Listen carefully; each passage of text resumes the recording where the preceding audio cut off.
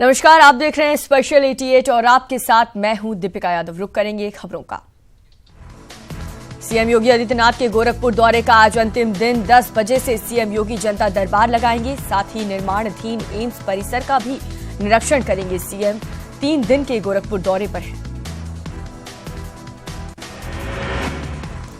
इससे पहले अपने दौरे के दूसरे दिन सीएम योगी ने लोगों से संवाद किया। इस मौके पर सीएम योगी ने कहा कि हर शख्स तक विकास पहुंचना सरकार की जिम्मेदारी है। अलीगढ़ में जिला योजना की बैठक में कलेक्ट्रेट आए गन्ना मंत्री सुरेश राणा ने कहा कि मुख्यमंत्री योगी आदित्यनाथ ने प्रदेश के विकास को नया आयाम दिया है। यहां की सड़कें, किसानों की खुशहाली, स्वास्थ्य, शिक्षा, व्यापारियों के लिए बेहतर प्रयास किया जा रहा है।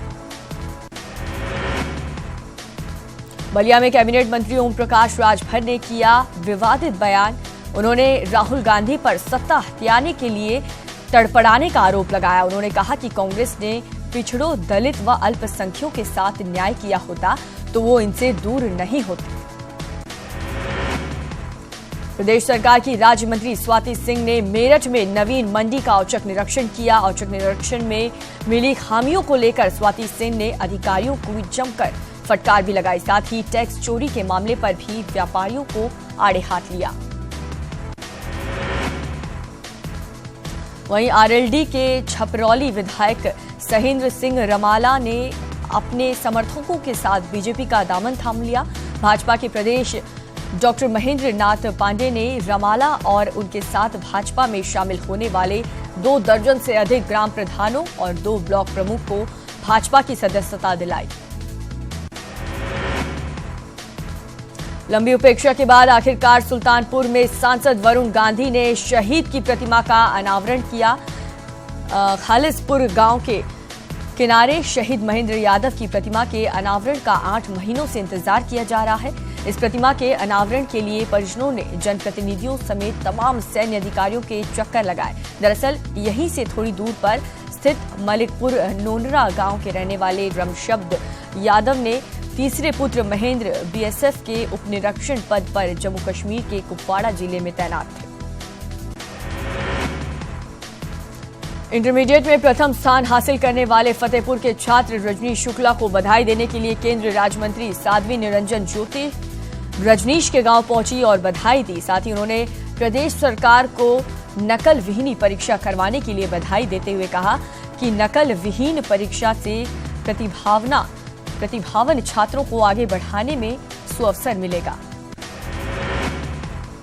सहारनपुर पुलिस ने मुठभेड़ के बाद 10,000 के इनामी बदमाश को गिरफ्तार किया। इस दौरान पुलिस और बदमाशों के बीच कई राउंड फायरिंग भी हुई, जिसमें गोली लगने से एक बदमाश घायल हो गया, जबकि बदमाशों की गोली से एक दरोगा भी जख्मी हो गया। सभी घायलों को आनन फानन में जिला अस्पताल में भर्ती करा दिया गया। मैनपुरी में एक प्रधान के पुत्र की निर्ममता पूर्वक हत्या कर दी गई। हत्यारों के हत्या करने के बाद शव को जमीन में गाड़ दिया। इतना ही नहीं, मृतक का हाथ शव से लगभग 1 किलोमीटर पर मिला। मामले में प्रधान से 5 लाख की फिरौती भी मांगी गई। प्रधान पुत्र का अपहरण 1 सप्ताह पूर्व कर लिया गया था। वहीं मेरठ के रेड लाइट एरिया में एक अय्याश ने महज 200 रुपए के विवाद में कोठा चलाने वाली महिला की गोली मारकर हत्या कर दी। गोली लगने से उम्र दराज महिला ने मौके पर ही अपना दम तोड़ दिया, जिसके बाद पूरे रेड लाइट एरिया में हड़कंप मच गया। आनन फानन में कई कोठे बंद भी हो गए। बिजनौर में हॉरर किलिंग का मामला सामने आया, जहां पड़ोस में पहनने वाले लड़के के साथ प्रेम की भनक लड़की के घरवालों को लगी, जिसके बाद लड़की के घरवालों ने प्रेमी को घर बुलाकर मौत के घाट उतार दिया। इलाहाबाद में शादी समारोह में की गई हर्ष फायरिंग में दुल्हन के चचेरे भाई की मौत हो गई। फायरिंग करने वाले दुल्हन का ही रिश्तेदार था। मृतक युवक के भाई ने जानबूझकर गोली मारकर हत्या करने का आरोप लगाया है। शादी समारोह में फायरिंग करने वाला दुल्हन का ही रिश्तेदार था, जो वारदात के बाद से फरार चल रहा है। पूरी घटना वारा थाना क्षेत्र के डांडो गांव की है। एटा में भूमि विवाद में युवक की पीट कर हत्या करने का मामला सामने आया है। हत्या का आरोप रिटायर्ड दरोगा और उसके 4 पुत्रों पर लगाया गया। मृतक और आरोपी आपस में चचेरे भाई हैं। वहीं मौके पर पहुंची पुलिस ने आरोपियों के पिता को पूछताछ के लिए हिरासत में ले लिया। फिलहाल पुलिस ने हत्या का मामला दर्ज कर कानूनी कार्रवाई शुरू कर दी है। ये पूरा मामला थाना पिलुआ का है। झांसी के मोड़ थाना क्षेत्र के ग्राम भुजोंद के पास बारातियों से भरी बस अनियंत्रित होकर पलट गई। हादसे में 2 बारातियों की मौके पर ही मौत हो गई। वही घटना में 30 से भी ज्यादा बाराती गंभीर रूप से घायल हो गए, जिन्हें प्राथमिक स्वास्थ्य केंद्र में भर्ती कराए जाने के बाद गंभीर हालत में देखते हुए 1 दर्जन गंभीर बारातियों को मेडिकल कॉलेज के लिए रेफर कर दिया। शाहजहांपुर में अलग अलग सड़क हादसों में जीजा साली समेत 3 लोगों की मौत हो गई। पहली घटना थाना सिंधौली के पुवैया रोड की है। वहीं दूसरी घटना भी इसी इलाके में हुई, जहां बाइक सवार युवक की अज्ञात वाहन से कुचलकर दर्दनाक मौत हो गई। पुलिस ने मामले को दर्ज कर शव को कब्जे में लेकर पोस्टमार्टम के लिए भेज दिया।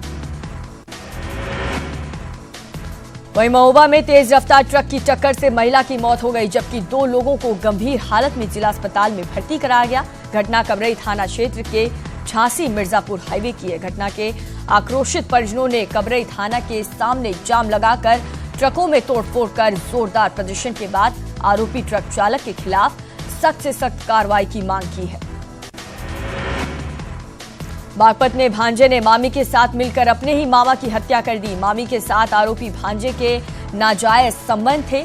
सिंगवाली अहीर पुलिस ने हत्या के चारों आरोपियों को गिरफ्तार कर जेल भेज दिया है। कानपुर के कोतवाली थाना क्षेत्र में नाबालिग लड़की के साथ रेप का मामला सामने आया। यहां पर सरैया घाट में अपनी नानी के घर रहने वाली लड़की से 2 युवकों ने बलात्कार किया। जौनपुर के इमामपुर गांव में जमीन विवाद में लेकर तेजाब फेंकने का मामला सामने आया। यहां पर तेजाब की चपेट में आने से 2 लोग बुरी तरह झुलस गए। कानपुर के कल्याणपुर इलाके में रावतपुर में एक पैदल जा रही महिला का झुमका छीनकर लुटेरे फरार हो गए। लूट की वारदात वहां लगे सीसीटीवी कैमरा में कैद हो गई, जिसके आधार पर पुलिस लुटेरों की तलाश कर रही है। कानपुर में एक नौसिखिया कार ड्राइवर ने कहर बरपाया है। ड्राइवर ने करीब आधा दर्जन लोगों पर कार चढ़ा दी। ये पूरा हादसा वहां लगे सीसीटीवी में कैद हो गया। फिरोजाबाद के सिरसागंज थाना क्षेत्र के गांव आरव में पीएसी के एक सिपाही ने शादी समारोह में हर्ष फायरिंग कर दी, जिससे 12 वर्ष के एक बालक की मौत हो गई। एटा के रिजोर खेरा में जमीन विवाद को लेकर 2 पक्षों में जमकर फायरिंग और लाठी डंडे चले, जिसमें आधा दर्जन से ज्यादा लोग गंभीर रूप से घायल हो गए।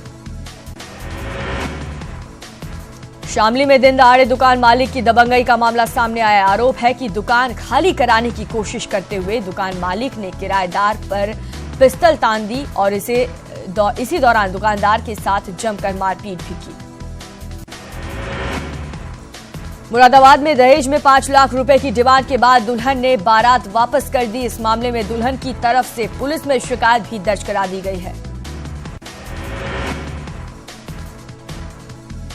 वहीं सोनभद्र के बिल्ली मारकुंडी खनन क्षेत्र के ग्रामीणों ने सरकारी जमीन पर भूमाफियाओं के कब्जे पर पत्थर खदानों में अवैध ब्लास्टिंग और बढ़ते प्रदूषण के खिलाफ मोर्चा खोल दिया। ग्रामीणों ने इन समस्याओं को लेकर अनिश्चितकालीन धरना प्रदर्शन शुरू कर दिया है। हरदोई पुलिस ने उस हत्यारी बहन को गिरफ्तार कर लिया, जिसने अपने प्रेमी के साथ मिलकर अपने ही सगे भाई को मौत के घाट उतार दिया था।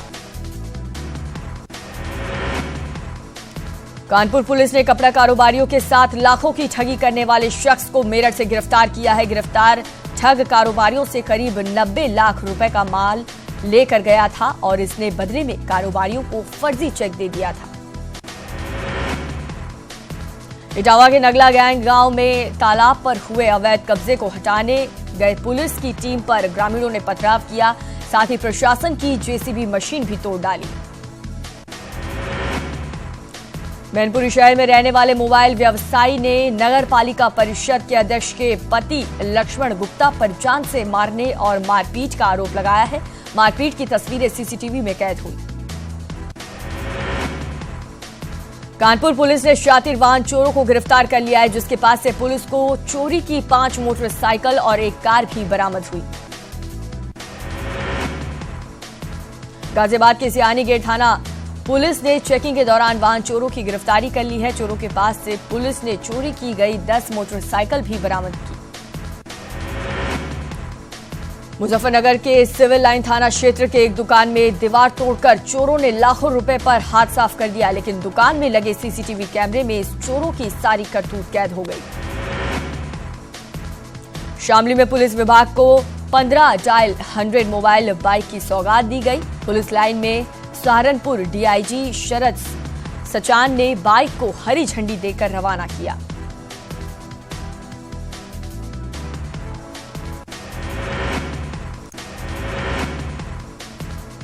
कानपुर पुलिस ने कपड़ा व्यापारियों के साथ लाखों की ठगी करने वाले को मेरठ से गिरफ्तार कर लिया है। गिरफ्तार ठग व्यापारियों से तकरीबन 90 लाख रुपए का माल लेकर फर्जी चेक थमा गया था। पुलिस ने उसके पास से 65 लाख रुपए का माल भी बरामद किया। कानपुर में अधेड़ ने पड़ोस में रहने वाली मासूम के साथ दुष्कर्म का प्रयास किया। बच्ची के शोर मचाने पर लोगों ने उसकी पिटाई कर पुलिस को सौंप दिया। बस्ती में शोषण, दुष्कर्म और मारपीट के आरोप में सच्चिदानंद की अब तक गिरफ्तारी न होने पर पीड़ित साध्वियों ने डीएम कार्यालय पर जमकर धरना प्रदर्शन किया। शामली जनपद में 3 तलाक पीड़िता ने डीआईजी से इच्छा मृत्यु की मांग की है। पीड़िता का कहना है कि दहेज की मांग न पूरी होने के चलते उसके पति ने उसे 3 तलाक दे दिया। वहीं बदायूं के हजरतगंज हजरतपुर इलाके के आजमपुर गांव में गेहूं न काटने पर दलित की पिटाई का मामला सामने आया। मामले में दबंगों के खिलाफ मुकदमा न दर्ज करने के कारण इंस्पेक्टर हजरतपुर को निलंबित कर दिया गया है। हरदोई में बेसिक शिक्षा विभाग की लापरवाही के नाराज सैकड़ों बीटीसी प्रशिक्षकों ने जिलाधिकारी के आवास में धरना प्रदर्शन किया। इस प्रदर्शन को देखते हुए अधिकारी मौके पर पहुंचे और प्रदर्शनकारियों को समझा बुझाकर प्रदर्शन को खत्म कराया। कानपुर के चमनगंज थाना क्षेत्र में एक चप्पल कारखाने में शॉर्ट सर्किट से आग लगने से हड़कंप मच गया। आग लगने की सूचना मिलने के बाद अग्निशमन विभाग की 4 गाड़ियां मौके पर पहुंची और आग पर काबू पाया। मिर्जापुर में बिजली विभाग के वर्कशॉप में शॉर्ट सर्किट की वजह से आग लग गई। कड़ी मशक्कत के बाद आग पर काबू पाया गया। मैनपुरी में अचानक सब्जियों की कई दुकानों में आग लग गई। आग की वजह से 6 दुकान जलकर स्वाहा हो गए। लखनऊ आगरा एक्सप्रेसवे पर अचानक एक कार में आग लग गई। आग लगने से कार धू-धू कर जलने लगी। हालांकि मौके पर पहुंची डायल 100 ने कार में सवार सभी लोगों को बचाने में कामयाबी हासिल की। हापुड़ में यूपीएसआईडीसी क्षेत्र में अवैध रूप से चली आ रही एक टायर फैक्ट्री में अचानक आग लग गई। आग लगने से फैक्ट्री में रखे टायर पूरी तरह जलकर राख हो गए। फिरोजाबाद के जसराना कस्बे में एक मकान में रखा रसोई गैस सिलेंडर अचानक फट गया। हादसे में पूरा मकान जलकर राख हो गया। वहीं हादसे में 7 लोग घायल भी हुए। आगरा एसएसपी ऑफिस में माहौल उस समय शायराना हो गया जब शायर और कव्वाल अशवा अपनी फरियादी एसएसपी को शायरी कर सुनाने लगा। दिल्ली में तृतीय अंतर्राष्ट्रीय ताइक्वांडो कंपटीशन में सीतापुर के अभी योगेश ने रजत पदक जीता है। योगेश राज की जीत से प्रदेश में खुशी की लहर है। आज बड़ा मंगल का धूम है। इस मौके पर शहर के अलग अलग हनुमान मंदिर में भक्तों की भीड़ जुट गई है। हनुमान मंदिरों में हनुमान चालीसा का पाठ और आरती हो रही है। इलाहाबाद में कुंभ होना है, लेकिन धीरे धीरे गंगा का सिकुड़ता आंचल चिंता का विषय बना हुआ है, जिससे श्रद्धालुओं की चिंता बढ़ी हुई है। सोमवार को बुद्ध पूर्णिमा के मौके पर कुशीनगर में विभिन्न कार्यक्रमों का आयोजन किया गया। भगवान बुद्ध के अंतिम उद्देश्य स्थल और महापरिनिर्वाण स्थल कुशीनगर में भगवान बुद्ध की विशेष पूजा की गई। लखनऊ में बुद्ध पूर्णिमा के मौके पर पीडब्ल्यूडी के कैंप कार्यालय की डिप्टी सीएम केशव प्रसाद मौर्य ने लोकार्पण किया। इस मौके पर केशव प्रसाद मौर्य ने ऐलान किया कि यूपी बोर्ड में टॉप करने वाली छात्रों के घर में मुख्य मार्ग तक सड़क बनाई जाएगी। इलाहाबाद में बुद्ध पूर्णिमा के स्नान पर्व के मौके पर गंगा, यमुना और अदृश्य सरस्वती की त्रिवेणी पर श्रद्धालुओं को सैलाब उमड़ पाया है। श्रद्धालुओं ने संगम में आस्था की डुबकी लगाकर पुण्य लाभ अर्जित किया।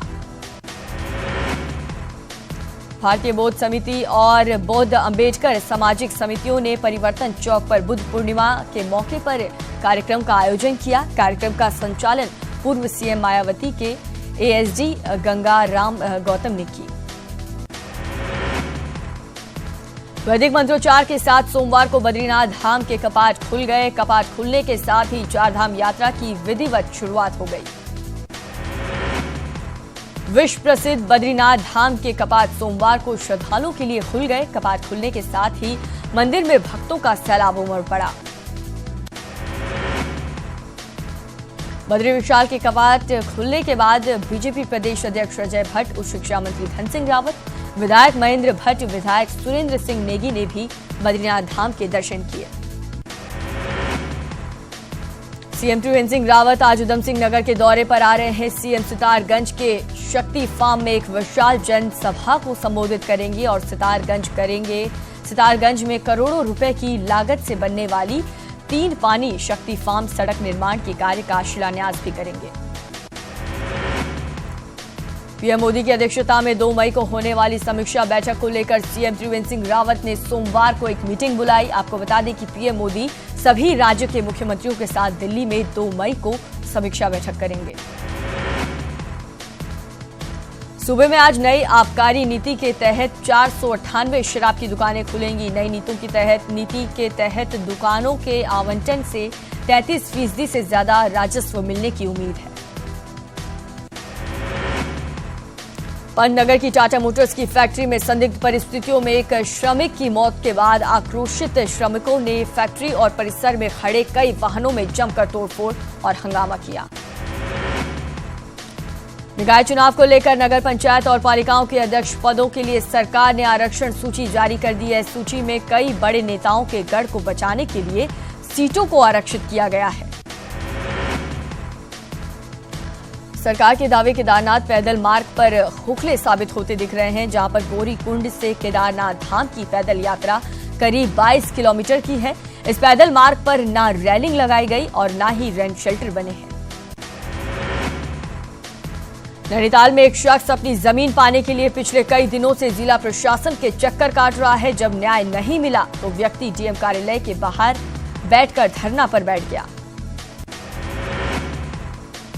यमुना घाटी के जंगल में खाक हो रही है। यमुनोत्री राष्ट्रीय राजमार्ग 123 सड़क मार्ग भी दवानल से खतरनाक बन रहा है। सड़क के ठीक ऊपर जंगल में आग धधक रही है, जिससे पत्थर भी सड़क पर गिर रहे हैं। हरिद्वार में औद्योगिक क्षेत्र सिटकुल में स्थित यूएस मेंटल नामक फैक्ट्री में अचानक भीषण आग लग गई। आग लगने की सूचना पर पहुंची 6 दमकल की गाड़ियों ने आग पर काबू पाया। फिलहाल आग लगने के कारणों का पता नहीं चल पाया। देहरादून के गुच्चू पानी में युवक की पिटाई की वीडियो वायरल हो रहा है। वीडियो में एक युवक पीटता हुआ दिखाई दे रहा है। इन दिनों चंपावत के बाजारों में काफिल फल बहुत देखने को मिल रहा है। ठंडे वन क्षेत्र में पैदा होने वाले इस काफिल फल का स्वाद सैलानी भी ले रहे हैं। वहीं बाजार में काफिल अच्छी कीमत में बिक रहा है। थल सेना प्रमुख जनरल विपिन रावत अपने 2 दिवसीय गढ़वाल दौरे के दूसरे दिन कोटद्वार पहुंचे, जहां आर्मी चीफ ने आम पड़ाव के पास एमटी कैंप की जमीन पर सैन्य परिवारों के लिए बनाए जाने वाले आवास योजना का शिलान्यास किया। मसूरी में हर साल पर्यटन सीजन में हजारों सैलानी प्रतिदिन मसूरी घूमने आते हैं, लेकिन मसूरी पहुंचते ही सैलानियों को ट्रैफिक जाम की समस्याओं से जूझना पड़ता है। पिथौरागढ़ में कॉलेज रोड की खस्ता अली के विरोध में यूथ कांग्रेस ने जोरदार प्रदर्शन किया। यूथ कांग्रेस ने जल्द सड़क ठीक नहीं होने पर उग्र आंदोलन की चेतावनी दी। नैनीताल में सोमवार को तिब्बती समुदाय के लोगों ने बुद्ध पूर्णिमा के दिन को खास तौर पर मनाया। तिब्बती समुदाय के लोगों ने बौद्ध मठ से सप्तकोटि तक परिक्रमा की। उत्तराखंड बार काउंसिलिंग की मतगणना शुरू हो गई है। सोमवार को नैनीताल क्लब में गुजरात से आए पर्यवेक्षक के वोटों की गिनती का काम शुरू कर दिया गया है। 20 पदों के लिए चल रहे इस वोटों की गिनती में 3 दिन का समय लगेगा। जिसके लिए 22 लोगों को मतगणना में लगाया गया है। वोटों की गिनती के लिए सीसीटीवी लगाए गए हैं, तो वहीं पुलिस बल को भी क्लब में तैनात किया गया है। आबकारी विभाग द्वारा पहली बार तीर्थ नगरी ऋषिकेश के शंत्रागत ढालवाला में शराब की दुकान खोलने के विरोध बढ़ता जा रहा है। मंगलवार से संघर्ष समिति शराब की दुकान के विरोध में धरना देगी। 14 अप्रैल से 5 मई तक ग्राम स्वराज अभियान चल रहा है। इसके तहत सोमवार को प्रधानमंत्री राष्ट्रीय स्वास्थ्य सुरक्षा मिशन का आयुष्मान भारत दिवस के रूप में मनाया जाएगा। कोटद्वार को नगर निगम बनाए जाने के विरोध कर रही संघर्ष समिति ने जनता की मूलभूत सुविधाओं को लेकर आंदोलन करने का मन बनाया है। राजकीय वाहन चालक महासंघ ने 8 मई से सरकार को आंदोलन की चेतावनी दे दी। दरअसल महासंघ ने पदाधिकारियों ने बैठक कर आगामी आंदोलन की रणनीति तैयार कर ली है। बागेश्वर में आम के पेड़ों में अच्छी बोर आने से काश्तकारों को काफी उम्मीदें थी, लेकिन आंधी और ओलावृष्टि से आम की फसल को काफी नुकसान हुआ। देहरादून में अचानक मौसम ने करवट बदली। धूल भरी आंधी के साथ ही दिन के समय में अंधेरा छा गया, जिसके चलते दिन में ही सड़क चलते लोगों को अपने वाहनों की लाइटें जलानी पड़ी।